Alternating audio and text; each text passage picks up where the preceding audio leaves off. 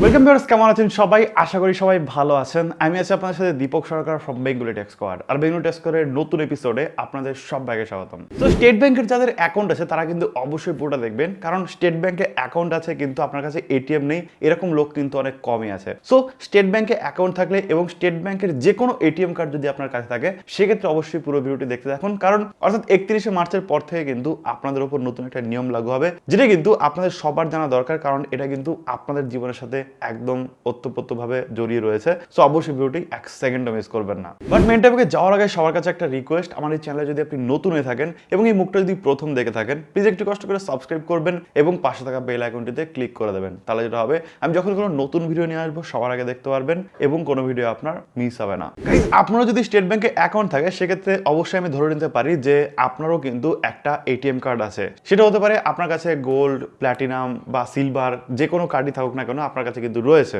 এবং এই যে নতুন নিয়মটা আছে, এতে কিন্তু 44 কোটি গ্রাহক কিন্তু একসাথে এর জন্য এফেক্টেড হবে। তার কারণ হচ্ছে এই যে আপনি কার্ড ব্যবহার করেন না, এই কার্ডগুলোর কিন্তু আপনাকে ইয়ারলি একটা মেইনটেনেন্স চার্জ দিতে হয়। ইয়ারলি মেইনটেনেন্স চার্জ দিতে হয়। এবার যে কার্ড আপনার কাছে রয়েছে তার উপর ডিপেন্ড করে কিন্তু আপনাকে ইয়ারলি যে চার্জ সেটা কিন্তু দেওয়া হয়। অর্থাৎ আপনার কাছে যদি ক্লাসিক, সিলভার, গ্লোবাল এই ধরনের কার্ড থাকে সেক্ষেত্রে এক ধরনের টাকা আপনার কাছ থেকে নেওয়া হয়। যুব, গোল্ড, কম্বো, মাই কার্ড এগুলো যদি আপনার কাছে থাকে সেক্ষেত্রে এক ধরনের টাকা নেওয়া হয়। প্ল্যাটিনাম ডেবিট কার্ডের জন্য কিন্তু আলাদা আপনাকে চার্জ নেওয়া হয়। প্রিমিয়াম বিজনেস কার্ড বা ডেবিট কার্ড যেগুলো হয় সেগুলোর কিন্তু আপনার জন্য আলাদা চার্জ নেওয়া হয়। সো কোনটার কি চার্জ সেটা আপনার বলে দিই, এবং নতুন যে সংশোধিত চার্জ সেটা কত হবে সেটাও আপনাদের একটু বলে দিই। তার কারণ হচ্ছে এখন থেকে কিন্তু আপনাকে এক্সট্রা টাকা দিতে হবে ইয়ারলি মেইনটেনেন্স চার্জের ক্ষেত্রে। যেরকম আপনার কাছে যদি ক্লাসিক, সিলভার এবং গ্লোবাল কার্ডগুলো থাকে সেক্ষেত্রে কিন্তু বর্তমানে আপনাকে 125 টাকা প্লাস জিএসটি দিতে হয়, কিন্তু পরবর্তী সময়ে কিন্তু আরো 75 টাকা বেড়ে যাবে, অর্থাৎ 200 টাকা প্লাস জিএসটি আপনাকে দিতে হবে। এরপরে হচ্ছে যুব, গোল্ড কার্ড, ইমেজ কার্ড যেগুলো রয়েছে, প্ল্যাটিনাম ডেবিট কার্ড যদি থাকে সেক্ষেত্রে বর্তমানে আপনাকে যে টাকাটা দিতে হয় সেটা হচ্ছে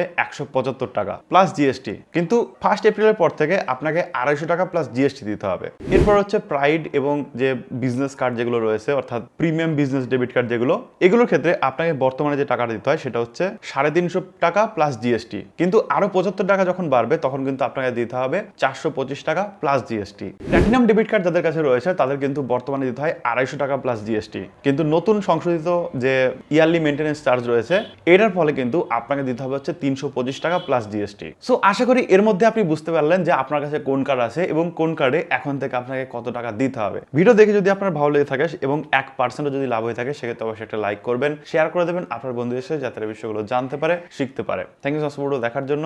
দেখা হবে নেক্সট ভিডিওতে। টাটা।